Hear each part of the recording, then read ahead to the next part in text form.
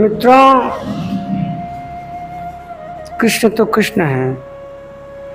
मैं भी अपने जवानी के दिनों में जब बांसुरी बजाता था ना, सत्य बोल रहा हूँ, तो मेरे पीछे भी गोपिकाएं घूमती थी। मेरी उम्र मित्र 43 साल है, 44वां चल रहा है। सोचिए जब मैं 20 साल का रहा तो कैसा रहा हूँगा। हाथ में बांसुरी हो और सही बॉडी उड़ी थोड़ा बना हो मस्त एकदम, और मुँह छलका का हो, जवानी एकदम चढ़ी हो और चेहरा खिला हो। मैं भी बांसुरी बजाता था,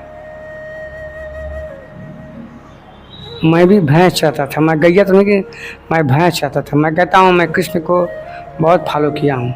जब कबीर को नहीं पढ़ा था तब, जब कबीर को नहीं पढ़ा था तो कृष्ण को मैंने बहुत फॉलो किया है, बीए तक। क्योंकि जब कबीर मिले तो फिर कबीर के सिवा कुछ दिखता ही नहीं मेरी आँखों के सिवा। तेरी आँखों के सिवा दुनिया में रखा क्या है। मेरे कबीर की आँखों में वो ज्ञान है ना, उनकी वाणी में वो शक्ति है ना। कौन है जो कबीर को नहीं जानता? कौन है जो कबीर को नहीं मानता? कौन है जो कबीर को पढ़ने के बाद ये ना कहा हो कि कबीर कबीर हैं। ठीक है मित्रों, आगे बढ़ते हैं। और हम जो है आज तृतीय अध्याय यथार्थ गीता तृतीय अध्याय में तो आज हम केवल 2 श्लोक पढ़ेंगे, क्योंकि 2 श्लोक की व्याख्या करने में बहुत समय लगेगा। इस श्लोक की व्याख्या बहुत बड़ी है। पहले हम बताए थे उस पहले वाले वीडियो में, जो मैं कल बनाया था वीडियो, कल या परसों ने वीडियो में, तो ये है कि शरीर का क्रम जो समाप्त होता है, अर्थात कर्म कोई वस्तु है कि इस पुरुष को पुनः शरीरों की यात्रा नहीं करनी पड़ेगी। मोक्ष से शुभात अर्जुन, इस कर्म करके तू संसार बंधन से तू मुक्त हो जाएगा, इस भव सागर से तू पार हो जाएगा और तू परम शांति को प्राप्त हो जाएगा। कर्म कोई वस्तु है जो संसार बंधन से मुक्ति जाती है। अब प्रश्न खड़ा होता है कि निर्धारित कर्म क्या है। तो मैंने पहले वीडियो आपको बता दिया है कि नियतम कुरु कर्म तम कर्म जायो कर्म शरीर यात्रापि च तेन प्रसिद्ध देव कर्म। कृष्ण कहते हैं कि नियतम कर्म कर तू, जो नियत कर्म निर्धारित किया गया है, जो निर्धारित कर्म किया गया है उसी कर्म को, तो उस कर्म को किसने निर्धारित किया है? तो प्रजापति ने। तो प्रजापति कौन होते हैं? मैं आपको उस वीडियो में बताया हूँ कि प्रजापति कोई और नहीं होता है, गुरु नानक होते हैं। ऐसे महापुरुष होते हैं जो आदि कल्प में आते हैं। कल्प का मतलब होता है नया। ये आदि के कल्प में वो आए, आदि के जब कल्प में आए तो देखे यहाँ की व्यवस्था अस्त व्यस्त है। परमात्मा नाम कोई जानता ही नहीं है, आत्मा क्या उसको अनुभव ही नहीं है।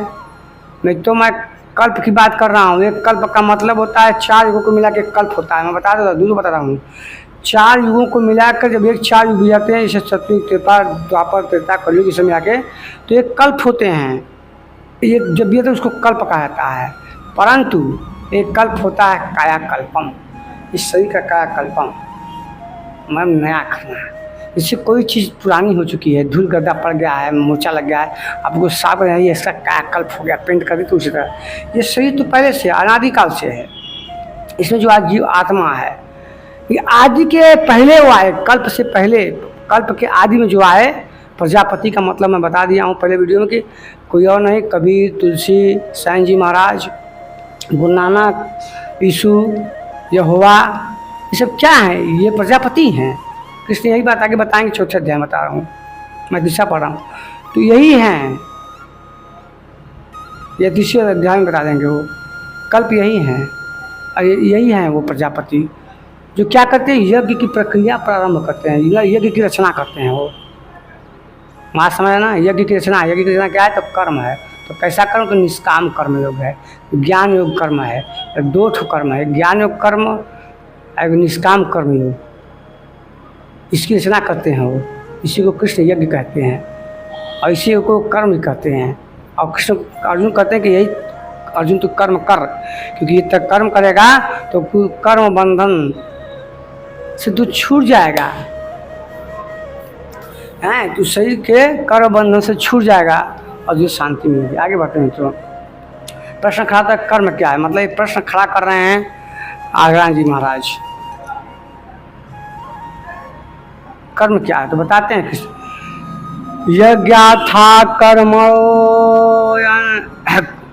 कर्मणो अन्यत्र लोकोयम कर्म बंधना तदर्थम कर्म कौन्तेय मुक्ति संग समाचर। अर्जुन, इस यज्ञ प्रक्रिया कर्म को तू कर, यह हरकत कर्म है जिससे यज्ञ पूर्ण होता है। सिद्ध है कि कर्म एक निर्धारित प्रक्रिया है जो संतों महात्माओं ने, जो प्रजापति ने रच दिया है। समझ रहे हैं ना? प्रजापति का मतलब मैं ये नहीं कह रहा हूँ कि ब्रह्मा वाले चार मुख वाले ब्रह्मा की मैं बात नहीं कर रहा हूँ।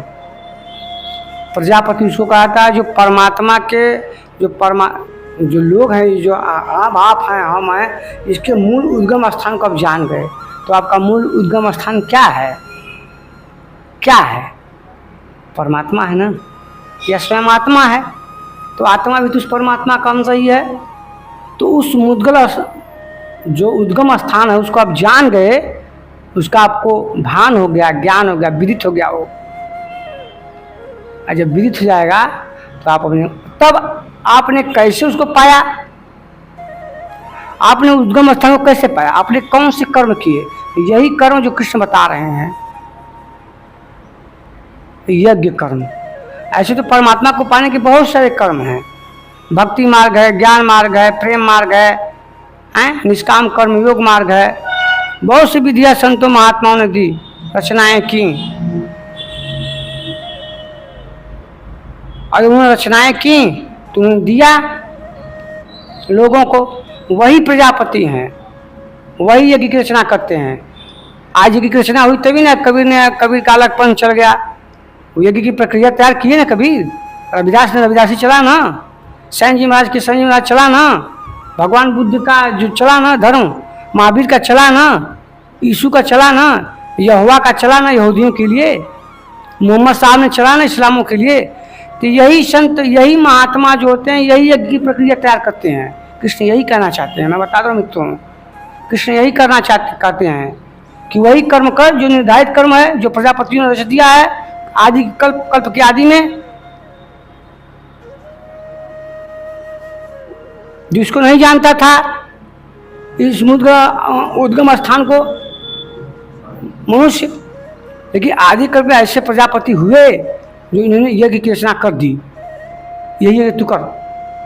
आगे कहते हैं, इसके अतिरिक्त जो कर्म होते हैं क्या वे कर्म नहीं है? श्री कृष्ण नहीं, वो कर्म नहीं है। मतलब परमात्मा के प्राप्ति में जो किया हुआ यज्ञ है, यज्ञ ही कर्म है। तो यज्ञ क्या है? तो मैं बता दिया हूँ आपको पहले वीडियो में, अभी बताया हूँ कि यज्ञ वही है। उस कर्म यज्ञ का नाम है निष्काम कर्म योग। कृष्ण के हिसाब से निष्काम कर्म योग और ज्ञान मार्ग कर्म योग, ये दोनों कर्म उस परमात्मा की प्राप्ति में, ये दोनों कर्म उन्होंने इसी को ये कृष्ण यज्ञ कह रहे हैं। और यज्ञ की रचना कौन करते? तो प्रजापति करते। कौन? जो आदि कल्प में हुए है। तो कौन? जिसने अपने उद्गम स्थान को जान गए, स्वयं विदित हो गए, वो समझ गए, तो वही ये इस यज्ञ की रचना करते हो। बताते हैं लोगों को तुम भी ऐसा करो तो उस परमात्मा परम तो अपने उद्गम स्थान को तुम जान जाओगे। तो किया ना, गुरु नानक ने किया, कबीर ने किया, यीशु ने किया, भगवान बुद्ध ने किया, महावीर ने किया। ऐसे ही प्रजापति की बात आगे ही भाई बात आएगी, अब बता रहे हैं आपको। तो कह रहे हैं कि ठीक है, अन्य आप इस कर्म के अलावा तू कोई कर्म करेगा ना, वो सारे कर्म तेरे क्या हैं? वो सारे कर्म तेरे लोकोयम कर्म बंधना, अन्यत्रम लोकोयम कर्म, अन्य इसके अतिरिक्त और कोई यज्ञ दूसरा यज्ञ करेगा, कोई दूसरा कर्म करेगा तो क्या है? लोकोयम, अन्यत्रम लोकोयम कर्म बंधन। वो कर क्या है? वो कर्म बंधन है। और मैं नहीं चाहता कि तू कर्म बंधन में तू फंस।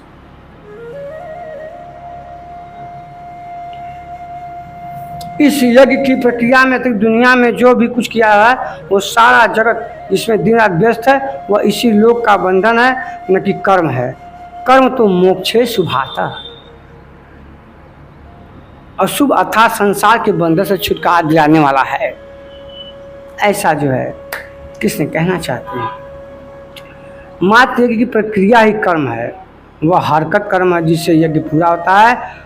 अतः अर्जुन इस यज्ञ को पूर्ति के लिए संग दोष से अलग रहकर भले प्रकार कर्म का आचरण कर। संग दोष से अलग हुए बिना ही कर्म नहीं होता है। अब कृष्ण कहना चाहते हैं कि अर्जुन ये जो तू कर्म है ना, इस यज्ञ इसको कर, लेकिन संग दोष के बिना अलग हुए कर्म नहीं होगा। तुझको संग दोष नहीं करना है। जब तू संग दोष से अलग नहीं होते कर्म होगा ही नहीं। ये तेरा यज्ञ पूरा ही होगा नहीं। सब तो संग दोष क्या है? वही संग दोष है। अहंकार न आना, माया का न रहना, मोह का न रहना, तृष्णा को मारना, मतलब इच्छा को मारना। जैसे भगवान बुद्ध कहते हैं कि अपो दीपक भवा, तुम अपना दीपक स्वयं बनो, तृष्णा का नाश करो। तृष्णा के नाश हो जाने पर उस दीपक का बुझ जाना होता है। उसी प्रकार कबीर कहते हैं, क्या कहते हैं कबीर? इच्छा काया, इच्छा माया, इच्छा जग उपजाया, अजय नर इच्छा हुई ताका पार न पाया।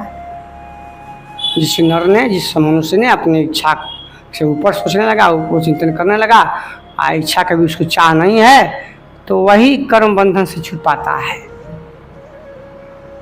और तृष्णा का मतलब क्या है? वही हुआ माया मुई न मर माया, मर मर गया शरीर, आशा तृष्णा ना मरी, कह गए दास कबीर।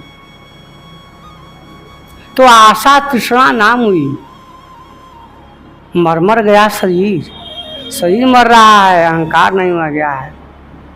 माया नहीं मर रही है, मैं अहंकार नहीं मिट रहा है। शरीर का बार बार मरना हो रहा है, परंतु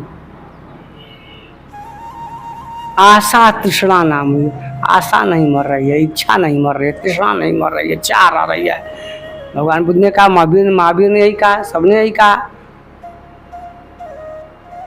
यीशु ने कहा, आओ मेरे पास, मैं परमात्मा का पुत्र हूँ, तुम्हें इस भव सागर से पार उतार दूंगा। तुम मेरी बात मानो, तुम परमात्मा के शरण में आ जाओ। मैं परमात्मा से प्रार्थना करूँगा, तुझे अपने स्थान में ले ले, अपने लोक में ले ले। हैं? अब संग दोष यही है जो बताया, अहंकार, माया, लोभ, तृष्णा, आशा, और कर्ता का भाव न हो, साक्षी भाव से अपने कर्मों को देखना, कर्ता होते भी कर्ता का भाव रहना कि मैंने नहीं किया, ये तब हो रहा है।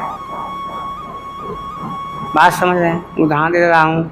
जैसे आप दिन भर कमाई करके आते हैं घर पे, तो सोचते हैं कि मेरे पैसे से मेरे पूरा परिवार चलता है, मैं ही कमाता हूँ, तभी ये संभव हो पाता है। तो सब मर जाते, खाए बिना मर जाते। नहीं है, ये भाव नहीं। कर्ता होते भी कर्ता का भाव होना चाहिए, अपने कर्मों को दृष्टा भाव से देखना चाहिए। इसी को कृष्ण कह रहे हैं, ये सब संग दोष हैं। ज्ञान होने पर भी ज्ञान का आभास न होना, ज्ञान होते भी अहंकार का आभास हमेशा रहना। कहीं अहंकार का भाव तो उत्पन्न नहीं हो रहा है, कहीं मुझे बड़ा सम्मान तो समाज में नहीं मिल रहा है। यही सब संग दोष है। और कहते हैं इसके अलग हुए बिना ये यज्ञ संभव नहीं है, इसको तो छोड़ना पड़ेगा तुझे। अर्जुन आगे बोलते हैं।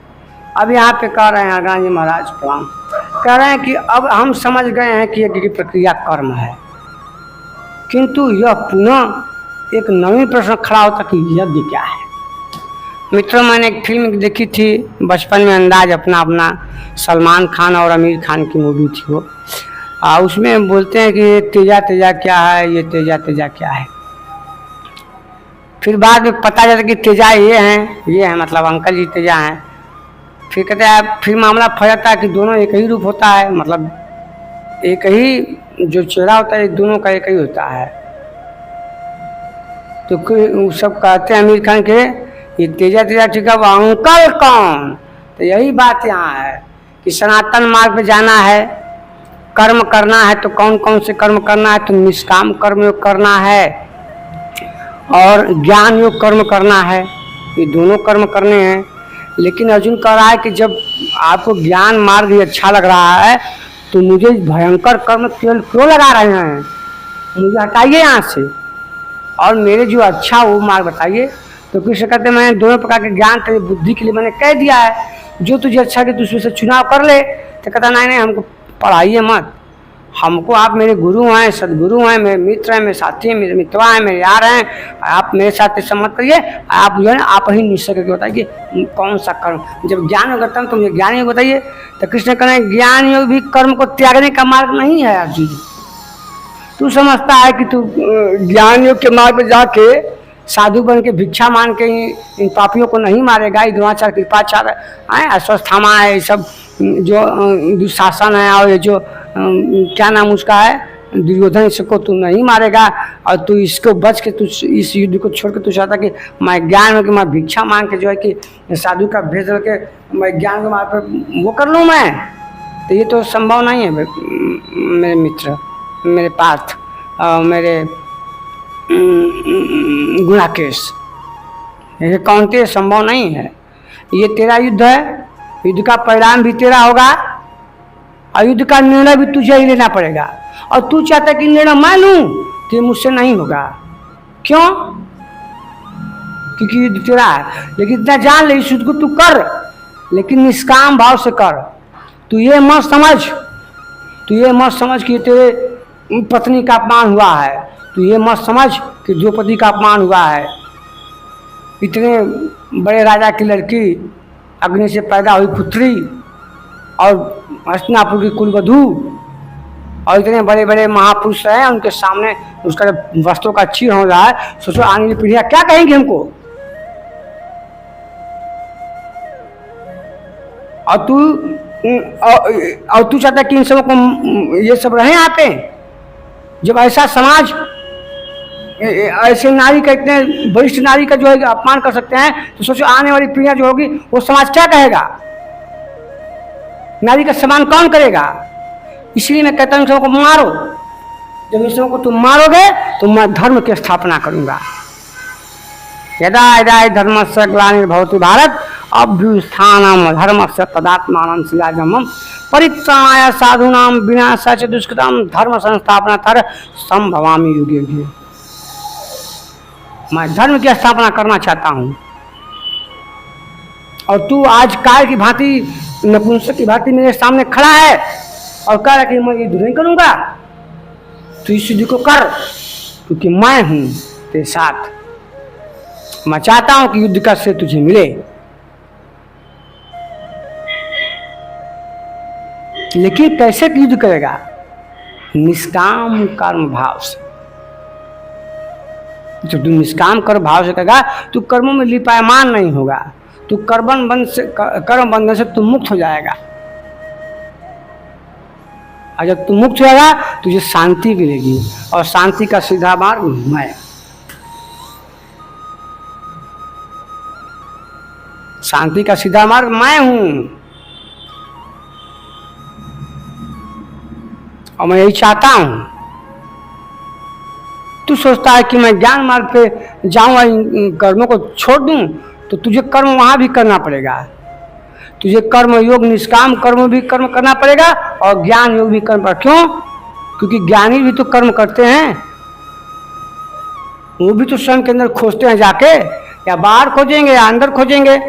अंदर खोजना भी तो कर्म है। खाना खाएंगे, ध्यान करेंगे, ये भी तो कर्म है। तो कर्मों से तुझे छुटकारा नहीं है। इसीलिए मैं कहता हूँ ये सनातन युद्ध कर, ये आत्मा परमात्मा का युद्ध तू कर। तू निष्काम कर्म का कर्म कर, युद्ध कर। तू जब ये युद्ध करेगा जो शांति प्राप्त, मोक्ष आएगा। और युद्ध लड़ेगा, अगर हारेगा तब भी तुझे देवत्व होगा, और जीतेगा तुझे महामहिम की स्थिति प्राप्त हो जाएगी। आगे बढ़ते हैं मित्रों।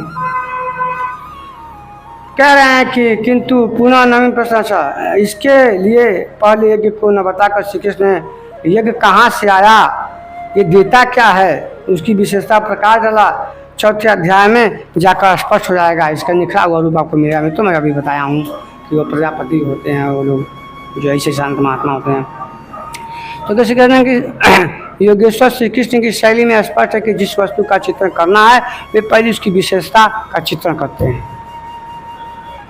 जिसे श्रद्धा भाव जागृत होती है। मतलब कृष्ण कहना चाहते हैं कि आप जैसी शैली का आप चित्रण करना चाहते हैं तो पहले उस उसका वस्तु का चित्रण करना है, वे उनकी विशेषताओं पर चित्र करते हैं जिससे श्रद्धा जागृत होती है। आप जो भी आपको चाहिए वह चित्र बनाएंगे ना, वो योजना बनाएंगे ना, अपने मन में बनाएंगे, दिमाग में बनाएंगे, कुछ बनाएंगे ना, तो जब वो हिसाब बनाएंगे तो उसके प्रति कर्म करने की आपके अंदर इच्छा जागृत होगी, श्रद्धा भाव आएगा। और जब श्रद्धा भाव आएगा तो आप नियत रूप से कर्म करेंगे। तो नियतम कर्म तुम जाय को करना है ना, क्या है नियतम कुरु कर्म तुम कर्म जायो कर्म, तो निर्धारित कर्म करेगा वो। तत्पश्चात उसमें बढ़ती जाए सावधानियां, तो बढ़ती जाए सावधानियां क्या है, तो संग दोष। मित्रों, कृष्ण मजे हुए योगेश्वर हैं वो। मैं कृष्ण को बहुत समझाऊं और रात भर में समझाऊं, और रात को मैं उठ जाता था 1:30 बजे जो मैं जब चौंक के उठता था, कृष्ण ये क्या कह रहे हैं। मैं बताता हूँ, मैं पगला गया था, मुझे ज्ञान नहीं था उस समय कि मैं क्या कर रहा हूँ, क्या। बस मैं खाना खाता था, खाना उतना ही खाता था जितना शरीर में चले। बहुत मंथन किया हूँ। कहते हैं कि सावधानी प्रकाश डालते हैं और अंत में मुख्य सिद्धांत प्रतिपादित करते हैं। स्मरण रहे कि वहाँ श्री कृष्ण ने कर्म के अंग पर प्रकाश डाला। ईश्वरी मित्रों हम छोड़ते हैं, यहाँ से लेते हैं आते हैं। अपर श्रोता की निर्धारित वही बात, निर्धारित कर्म क्या है, तब बताया कि यज्ञ काल रूप को देना ही, तो यहाँ पढ़ते हैं। लेकिन वह यह नहीं बताया कि कर्म क्या है। अध्यात्म में बताया कि बगैर कर्म किए नहीं रह, कोई भी मनुष्य बिना कर्म किए नहीं रहा। हर संसार में मित्रों कोई भी मनुष्य जो है अकर्म नहीं रह सकता, उसको कर्म तो करना ही पड़ेगा, चाहे जैसे भी करना पड़े। और स्वयं के लिए कर करता है, तो एक ज्ञानी भी कर्म करता है, एक ज्ञानी भी कर्म करता है। और कृष्ण यही समझाते हैं जो कि हे अर्जुन, तो ज्ञानियों की भांति कर्म कर। जब तू ज्ञानियों की भांति कर्म करेगा तो तू इस अन्यत्रम लोकों में कर्म बंधन में नहीं फंसेगा। निष्काम भाव से कर्म करो। अच्छी कहते हैं कि मनुष्य कर्म करता है, इसके बावजूद भी जो लोग इंद्रियों को हट से रोककर, मतलब जो लोग अपने इंद्रियों से हट से रोककर उसमें, लेकिन मन में उनके बातें चलती रहती हैं, वासनाएं हैं तो कामनाएं हैं तो इच्छाएं हैं तो आशाएं हैं, ये सब भाव नहीं होने चाहिए। तभी उन्होंने परम तो जब परम तत्व का चिंतन करेगा तब चिंतन तो किसी और कर रहा है। अब प्रश्न सूचना के निर्धारित कर्म क्या है जिसे हम करें, तब बताया कि कार्य रूप को देना ही कर्म है। यज्ञ को कार्य रूप देना ही यज्ञ है, और यज्ञ ही कर्म की प्रक्रिया है। तो अब प्रश्न उठता है कि यज्ञ क्या है, तो मैंने अभी आपको बताया कि सनातन धर्म पे मार्ग जाना है तो आत्मा परमात्मा की बात करना। आत्मा परमात्मा की जब बात अनुराग उत्पन्न होगा, आज सनातन क्या है, तो आत्मा परमात्मा से मिलने की प्रक्रिया है, योग है, साधना है, और उसमें कर्म करने पड़ते हैं। तो कौन से कर्म पड़ते हैं, तो उस कर्म का नाम यज्ञ। तो यज्ञ क्या है, तो यज्ञ 2 प्रकार के हैं। तो कौन से, तो निष्काम कर्म योग है, ज्ञान मार्ग कर्म योग है।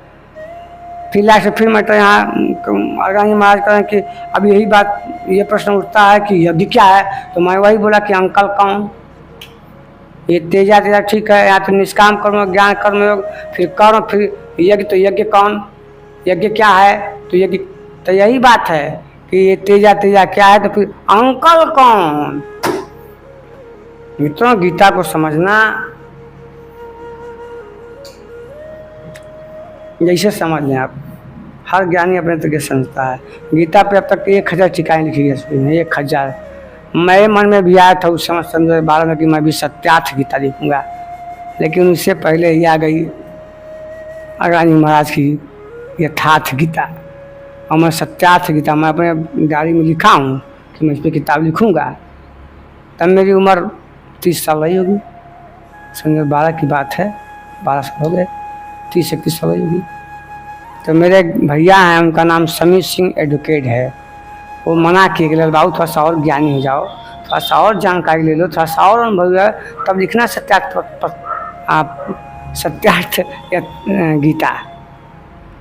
समीर सिंह एडवोकेट नाम है उनका, यहीं बनारस में रहते हैं, कचहरी में, अच्छे वकील हैं।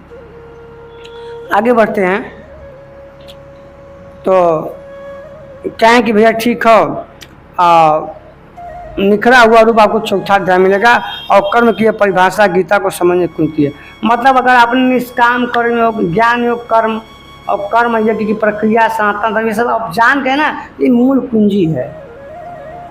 गीता इसी पे है, ये है गीता इसी पे आधारित है। ये कर्म योग और निष्काम कर्म योग और ज्ञान योग पे, और ज्ञान योग की भी छोड़ी तो निष्काम कर्म योग पे ही टिका हुआ है, जो यज्ञ की प्रक्रिया है। ये गीता का मूल है, ये कुंजी, देखिए बता रहे कुंजी है। दुनिया में कुछ न कुछ करते ही रहते हैं लोग। कोई खेती करता है, कोई व्यापार करता है, तो कोई सेवकाई कर रहा है, तो कोई देशभक्ति सेवा कर रहा है, तो कोई श्रम परिश्रम वाला काम कर रहा है। तो उसी में अपना सकाम और क्या करें, सकाम और निष्काम की भूमिका बनाए हैं। अरे यार, मैं तो खेती तो अपना निष्काम भाव से करता हूँ, अच्छे से खेती करता हूँ। मैं व्यापार भी निष्काम कर्म से करता हूँ, ग्राहकों से ज़्यादा पैसा नहीं लेता हूँ, जितना मार्जिन होता है उतना मैं पैसा लेता हूँ। मैं बहुत कम परसेंटेज पे माल बेचता हूँ अपना कपड़ा। सबके यहाँ 20% है तो मैं 8%, 10% बेच देता हूँ। इसी में निष्काम और सकाम की भूमिका बना के, तो निष्काम ही कर्म कर रहे हैं ना, हम तो जनता की सेवा कर रहे हैं। मेरा एक मित्र है, राम सकल नाम है, राम सकल पटेल नाम उसका है, मेरा मित्र हैं वो, बीएड किए हैं, वो भी एमए हैं, बीएड भी हैं और मेरे साथ पढ़े हैं, मतलब हम लोग एक ही साथ किए हैं बीएड। तो कहा, उससे जब पूछेंगे उनकी दुकान पर जाएंगे मेरा मित्र, तो कहा हम तो निष्काम भाव सेवा कर रहे हैं, हम तो सेवा कर रहे हैं। हाँ, ये भी है कि वो किसी से गलत पैसा नहीं लेता है, ये तो अच्छा इंसान तो है ही, और मेरा मित्र है तो अच्छा इंसान तो होगा ही। हम गंदे लोगों से हम दोस्ती नहीं करते हैं, और वैसे गंदा कोई संसार में नहीं है। मेरे गुरु कबीर कहते हैं कि बुरा जो देखकर मैं चला, बुरा न मिलिया को, और जो दिल खोजा अपना, मुझसे बुरा न को। बहुत अच्छा लड़का है, लेकिन उससे करेंगे तो कहेगा अरे मैं तो काम कर ही रहा हूँ ना, मैं तो समाज कल्याण के काम कर रहा हूँ, मैं तो निष्काम कर्म कर ही रहा हूँ। मैं हाँ, तो निष्काम कर्म काम करते हो, इसी में भूमिका बनाए हैं। तो किसी कहते हैं नहीं नहीं, ये कर्म नहीं है, अन्यतम लोकोयम कर्म बंधन, मतलब परमात्मा की प्राप्ति के अलावा कोई कर्म बंधन है। लेकिन मित्रों, मैं यहाँ भगत सिंह और चंद्रशेखर आजाद और भगवान बुद्ध की फोटो लगाया, तो क्या ये निष्काम कर्मयोग नहीं है? क्या ये अपने कर्मों में लिपायमान थे? सुभाष चंद्र बोस लिपायमान थे? ये महापुरुष जो हैं, क्या इसीलिए कर्म किए थे कि हम मर जाएंगे तो हमको हमारी फोटो लगा के, माला लगा के हम पूजा करेंगे? क्या ये सोच के इन्होंने ये युद्ध किया था देश के लिए? मित्रों, मैं बताता हूँ, जो देश की रक्षा करने के लिए, धर्म की रक्षा करता है ना, उसे देवता भी आके प्रणाम करते हैं और ऊपर से माल्य अर्पण करते हैं। मैं बता दे रहा हूँ, ऐसे महापुरुष ये है निष्काम कर्मयोगी। प्रणाम करता हूँ मैं ऐसे महात्माओं, इसलिए मैं इनका फोटो लगाता हूँ। बचपन से मैं इनको श्रद्धा भाव से प्रेम करता हूँ मित्रों। तो देश सेवा नहीं, ये निष्काम कर्मयोगी नहीं है, यही परम सिद्धि है मित्रों, जो किससे कहना चाहते हैं, जिनको जो समझा रहे हैं कि निष्काम कर्म करो, निष्काम कर्म से बढ़कर कोई परम सिद्धि नहीं है। मैं बताता हूँ, ये भगत सिंह और चंद्रशेखर, ये भगवान बुद्ध वही हैं, यही है निष्काम कर्मयोगी, यही परम सिद्धि है। सिद्धियाँ जब तक आप रहेंगे तब तक सिद्धि आपको रहेगी, आपके मरने के बाद सिद्धियाँ खत्म। ये परम सिद्धि जो आज हम तो आज मरने के 100 साल बाद इनकी याद कर रहे हैं, 90 साल बाद।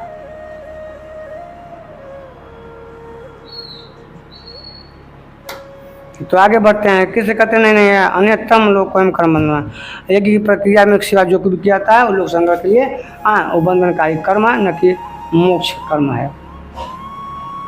मतलब कृष्ण कहना चाहते हैं कि नहीं नहीं, जो अन्यतम लोकोयम कर्म बंधन, अन्य परमात्मा के सिवा अगर कोई कर्म करो तो क्या कर्म बंधन है। लेकिन आगे कह रहा है कि बंधनकारी कर्म न कि मोक्ष कर्म, मतलब जो मोक्ष काम कर स्वयं अपने आत्मा के लिए कर रहा है वो, तो इसमें भी तो उसकी कामना है, उस आत्मा के मोक्ष कर रहा है कि सही छोड़ेगा तो उस परमात्मा में विलीन हो जाएगा, तो वो भी तो कर रहा है। तो इच्छा है कि नहीं उसके अंदर मोक्ष की, तो वो भी तो लिपायमान हो गया, अपने इच्छाओं में फंस गया, आशाओं में फंस गया। वो कर्म तो आत्मा की शुद्धि के लिए कर रहा है, परम परमात्मा के में तो ये भी तो इच्छा है ना कि नहीं है, तो ये भी तो कर्म बंधन है। तो इसी को कृष्ण कबीर कहते हैं ना कि इच्छाओं का अंत कर दो, बुद्ध कहते हैं कि तृष्णा को अंत कर दो तो दीपक बुझ जाएगा।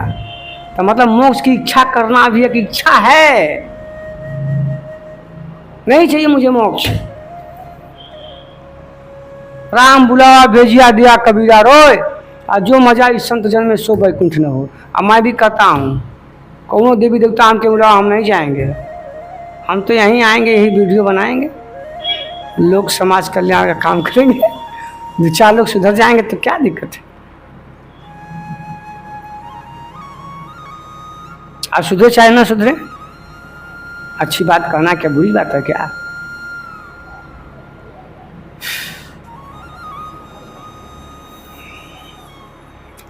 मित्रों 10:15 हो रहा है।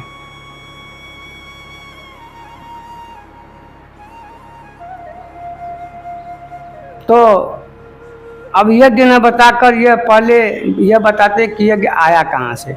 अभी नहीं बता रहे कि यज्ञ कर्म क्या है, मतलब वो कर्म है, 2 प्रकार कर्म है, निष्काम कर्मयोग और ज्ञान मार्ग कर्मयोग। वो कर्म है, लेकिन इस कर्म की प्रक्रिया क्या है, तो यज्ञ है। और यज्ञ क्या, अभी यज्ञ नहीं बता रहे हैं, अभी बता रहे हैं कि यज्ञ कहाँ से आया। अब देखिए क्या करें, सहयज्ञाः प्रजा सृष्टवा पुरोवाच प्रजापति अन्येन प्रसविष्य देवमेश ओस्तित्वाष्ट कामधुक।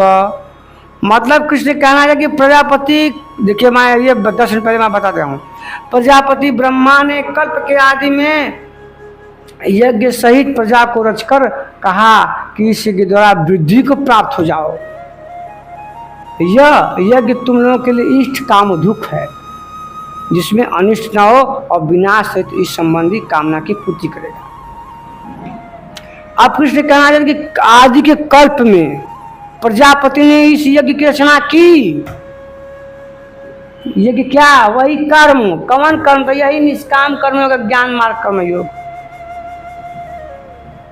कौनो ब्रह्मा 4 मुख वाला नहीं, 4 हाथ वाला नहीं, 8 हाथ वाला नहीं, कमर पर बैठल नहीं। वह प्रजापति होता है जो स्वयं के उद्गम स्थान को जान गया है, जिसका उस परम पिता परमेश्वर से तार लग चुका है, प्लग खोस दिया गया, वहाँ यहाँ करंट आ गया है, उस उद्गम स्थान को जान गया है, तो वो समझ गया कि यज्ञ की प्रक्रिया क्या है, और वही यज्ञ की प्रक्रिया की रचना करता है। वही प्रजापति महापुरुष,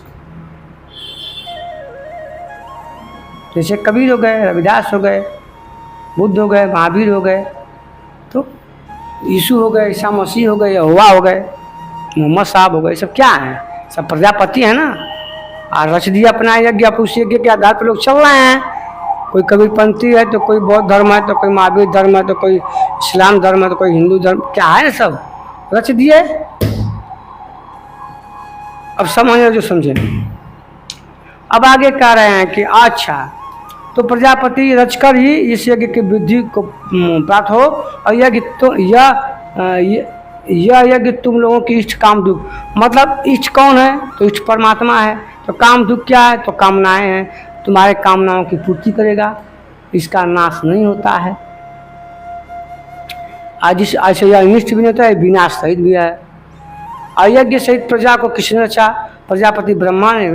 देखिए मैं वही बताऊँ, तो क्या प्रजापति कौन, तो वस्तु जिसने प्रजा के उद्गम मूल स्थान परमात्मा को प्रवेश पा लिया है, वह महापुरुष प्रजापति होता है। तो महापुरुष कौन है, मैं जो भी बताया, रविदास, साईं जी महाराज, कबीर, नानक, तुलसी क्या हैं?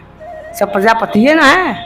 इन्होंने यज्ञ की रचना बता दी ना कि यज्ञ ऐसे किया जाता है, यही यज्ञ कर्म है, इसको करके तू परमात्मा की प्राप्ति कर लेगा, स्वयं के उद्गम स्थान को जान जाएगा। वो सो क्या है? सब वही है, ये महापुरुष ही है। अब देखिए यहाँ पे तुलसीदास का रामचरितमानस का जो है ये 6वां कांड का 15वां क है। अहंकार शिव बुद्धि अजमन शशि चित मान।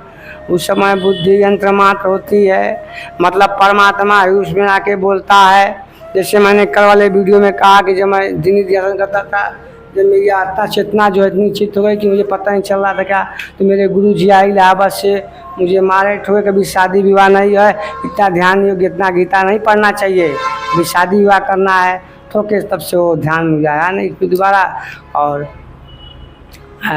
जो है मेरे गुरु कहें बस, तो उसी समय मैंने रचनाएँ की। तो मैंने रचनाएँ की क्या, आरती मैंने लिखा, मैंने श्लोक लिखे, मैंने दोहे लिखे, चौपाइयाँ, तो क्या मैंने किया क्या? मैंने रचनाएँ की, भजन लिखे, तो क्या मैंने किया क्या? वो स्वयं मतलब वो स्वयं परमात्मा ही उसमें आकर जो है वो स्वयं जो है करवाता है सब। हम तो निमित्त मात्र होते हैं, करवाता तो वही ईश्वर ही है ना, ईश्वरी शक्ति, वही यंत्र। क्रूर सिंह जो आता है चंद्रकांता में, तो षड्यंत्र तो रचता आता है।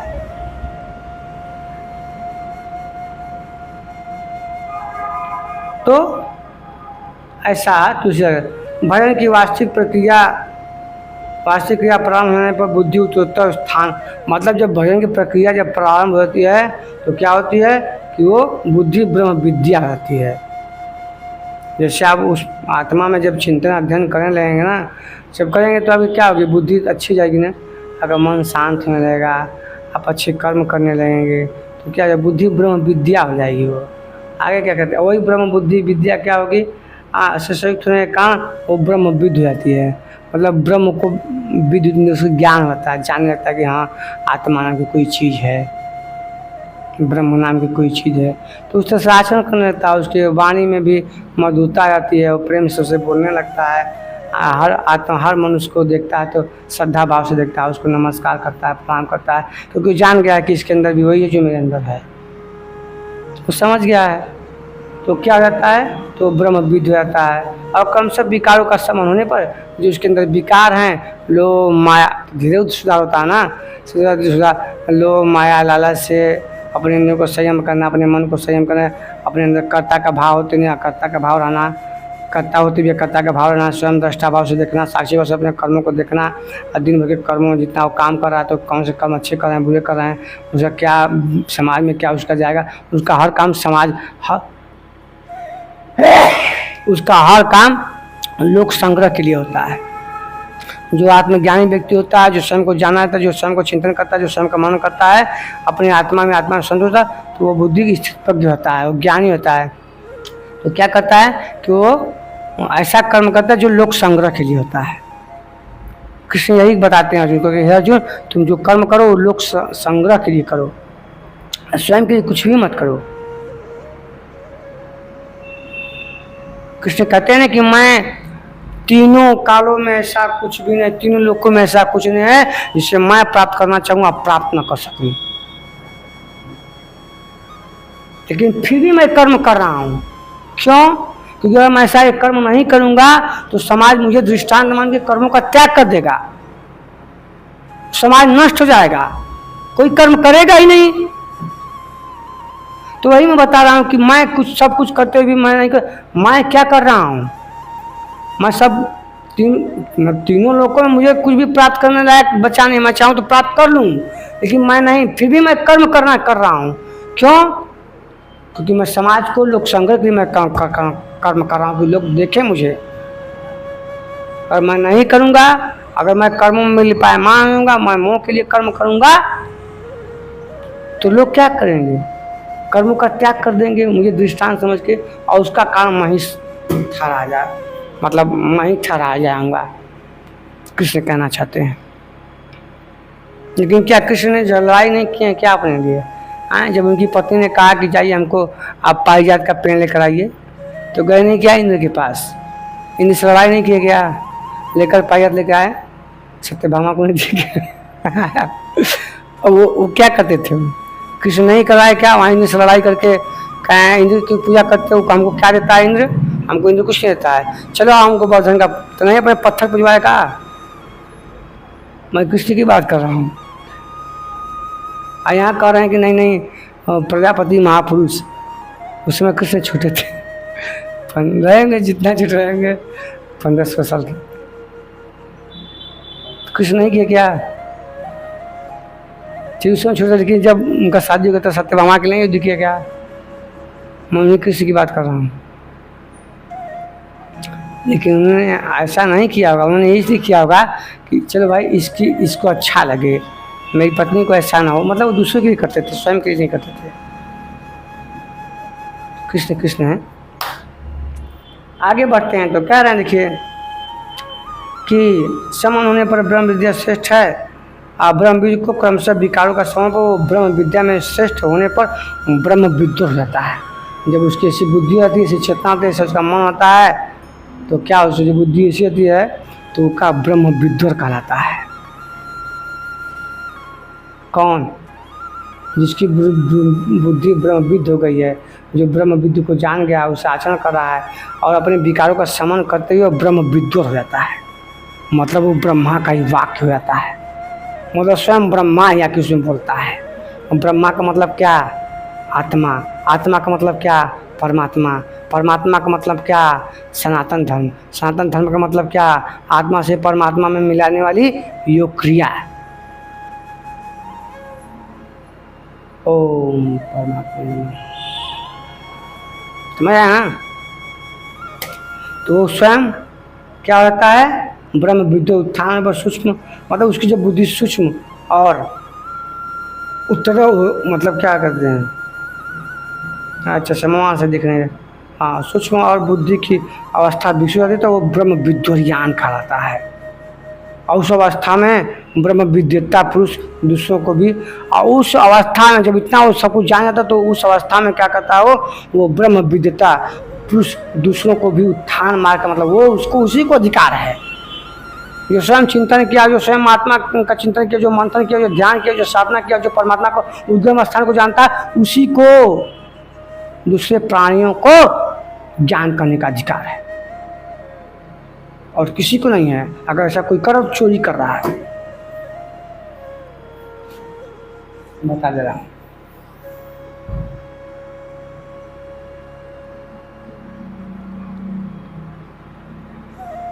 और वो कह रहे हैं कि उस स्थान में मार्ग लाने वाला का अधिकार प्राप्त करता है, मतलब स्वयं अधिकार प्राप्त कर देता है उसे ही। जैसे भगवान अग्रवाल स्वामी जी हो गए, तुमने साधना किया ना, गुरु की सेवा की ना, गुरु की वंदना की ना, उनके चरण दबाए ना, उनसे ज्ञान अर्जित किया ना, तो ब्रह्म विद्वान हो गए। अगर हमारे तभी तो गीता की व्याख्या की हो, यथार्थ गीता लिख दी हो। तो ऐसे ही महापुरुषों को अधिकार है। जो ऐसा नहीं करता है ना, मतलब बस गीता पढ़ लिया, गीता पढ़ने के बाद खूब जाके ज्ञान 10 20 50 जैसे मैं श्लोक याद किया हूँ, 50 से 20 श्लोक याद करिए, हमारे पास जहाँ रहता हमारे श्लोक बता डाले, लेकिन उस श्लोकों का मतलब समझ नहीं समझता, उसका अर्थ बताता है, लेकिन उसका आचरण नहीं करता है, स्वयं कर्म को नहीं देखता है, स्वयं चिंतन नहीं करता है, स्वयं मंथन नहीं करता, स्वयं ध्यान नहीं करता है ब्रह्म मुहूर्त में, आचरण नहीं, अपने विकारों का सम्मान नहीं करता, थोड़ी सी बात तो गुस्सा आता है, चोरी करता है, छिनैती करता है, डकैती करता है, लेकिन बात तो वही कर रहा है, ईश्वर की बात कर रहा है। अब वो धड़ाधड़ श्लोक बोल रहा है, बस उसी से ज्ञानी कौन है और देखो पीछे क्या कर रहा है। तो उसके प्रवचन में कोई प्रभाव नहीं पड़ेगा समाज पे। क्यों? क्योंकि वो सब कर्म कर ही नहीं रहा है। बात वही आती है ना कि साइन करने वाला कौन। अगर आपको कोई काम करवाना है तो आपको अधिकारी का साइन करवाना है। मंत्र आपको लेना है तो मंत्र किससे किससे गुरु मंत्र लेंगे, जैसे गुरु से मंत्र लेंगे वैसा ही वो फलित होगा। वही चकलांडू गुरु के पास जाएंगे, वही जो है सॉरी नहीं कहना चाहिए, वही जाएंगे साधुओं के पास जो दुकान खोल के बैठे हैं, गुरु घंटाल सब, वही सब मंत्र आपको देंगे तो उसका प्रभाव क्या पड़ेगा? उसको कोई प्रभाव नहीं रहेगा। ऐसे महापुरुषों के पास जाने से ऐसे गुरु खोज करनी चाहिए। तब ना उसका अच्छा प्रभाव पड़ेगा जी। तो कहते हैं कि ठीक है, लेता है। और बुद्धि की पराकाष्ठा है ब्रह्म बुद्धिष्ठ, मतलब स्वयं ब्रह्मनिष्ठ, उसमें स्वयं आत्मा रूपी यंत्र जो है, परमात्मा रूपी यंत्र, वही बुद्धि को वो बुद्धिष्ठ रहता, क्या कहते हैं, ब्रह्म विद्वरिष्ठ रहता है, मतलब स्वयं ही वो अंदर ईश्वर बैठ के वो सब निर्देश करने लगता है। वही तो हम गुरु जी के कहते हैं कि का हो अगान तो उससे भगवान बताइए। मेरे गुरु रमताज सिंह जी महाराज कहते हैं कि मित्रों मैं एक बार बता दूं, मेरे गुरु जी जो हैं, मैं उनको आज 20 साल हो गया उनको गुरु के माने हुए। मैंने 1.5 साल से पहले शिक्षा ली, 1.5 साल खुद मैंने बहुत परीक्षा मैंने उनके लिए बहुत तर्क हुआ, तब मैं गुरु को माना। तो वो भी कहते थे कि लाल बाबू तुम भगवान से हम, हाँ मेरे गुरु जी कभी हम लोग को हो नहीं बोलते, आप बोलते हैं, बता रहे हैं। जो मेरे गुरु जी हैं, मेरे गुरु जी की उम्र इस समय कम से कम 58-59 साल होगी। तो वो मेरे गुरु जी जो है वो हम लोग कभी ना तुम नहीं बोलते हैं, आप बोलते हैं। वो उस समय बोलते थे और आज भी आप बोलते हैं हम लोगों को। मुझे बहुत अच्छा नहीं लगता, लेकिन वो ऐसे ही उनका ऐसा आचरण ही है मेरे गुरु जी का। मुझे आप ही बोलते हैं, मेरे भाई को भी आप बोलते हैं, प्रणाम करता हूँ। तो वो तो कहते थे गुरु जी कि तुम भी बतिया सकते हो लाल बाबू, भगवान से बात कर सकते हो। तो हम लोग को हंसी आता था आगे बढ़ते तो कहते हैं कि अच्छा ऐसे ऐसे महापुरुषों की बुद्धि मात्र थे, वही प्रजापति कहलाते थे। कि मैं वही कहा तो वो स्वयं ही आके ईश्वर जो है उसको निर्देश करने लगता है। मित्रों बहुत हो गया। किंतु अस्त व्यस्त, और कहते हैं कि वो देखते हैं कि समाज में सब कुछ अस्त व्यस्त है, प्रकृति जो प्रकृति के गुणों को समझ लेते हैं। वो जो प्रजापति होते हैं, जो संत महात्मा होते हैं, वो प्रकृति के ना गुणों को समझ लेते हैं, और सब उनको समझ के और उसको अपने सिस्टम से हिसाब से पता करते कैसे कैसे ये साधना करना, कैसे कैसे योग करना, कैसे यज्ञ प्रक्रिया करनी है, ये यज्ञ कर्म कैसे करना, वो सब समझ लेते हैं। तो उन लोगों को निर्देश करते हैं कि ऐसे से करना है। हाँ, यज्ञ के अनुरूप उन्हें ढालना है, ऐसा उन लोग ढाल लेते हैं, उसको समझ जाते हैं। वो संत महात्मा आप भी करेंगे तो आप भी समझ जाएंगे। ज़्यादा दिन लगेगा, 1 साल 2 साल लगेगा, 10 साल 5 साल, बहुत अच्छे से समझ आएंगे कि प्रकृति क्या चाहती है। ऐसे ही महापुरुष ने कल्प की आदि में यज्ञ से प्रजा की रचना की, और कल्प निरोग बनाता है। कल्प क्या करता है, वो निरोग बनाता है, और वैद्य कल्प देते हैं। कोई कायाकल्प कराता है, ये क्षणिक होता है, लेकिन वास्तविक कायाकल्प तो वो है ना जो भवसागर सबको पार कर दे, जो परम पिता परमेश्वर सबका मेल करा दे, जो ये जीवन चक्र भवसागर से बार बार जन्मना मरना हर बार कोई जैसा करना, ये सब छूट जाए। घड़ी तरह जैसे घड़ी चले टिक टिक टिक टिक, फिर वहीं आ रही 12 साल पर, फिर 12 से 6, फिर 6 पे 6, तो वो इससे बढ़ जाओ, बार बार वहाँ ना आना पड़े। उस परमात्मा की प्राप्ति के लिए ये यज्ञ करना पड़ेगा। इस यज्ञ में संग दोष का ध्यान देना है, इस काम कर्म में करना है, ज्ञान मार्ग का आचरण करना है, अपने कर्मों को कर्ता भाव से देखना है, इस काम भाव से कर्म करना है। अपने विकारों को देखना है, मुझे क्रोध आ रहा है, मुझे गुस्सा आ रहा है, ईर्ष्या आ रहा है, मैं क्या आ रहा है, इस सब का ध्यान करते, अहंकार ना है, ये सब करते ऐसा करेंगे तो उस परम पिता परमेश्वर में आपका प्रवेश हो जाएगा।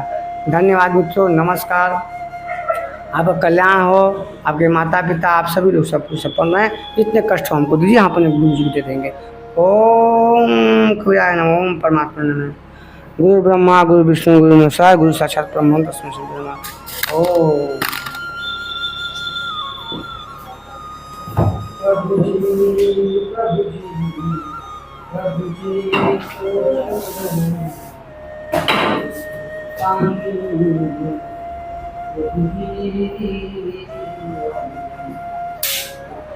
जी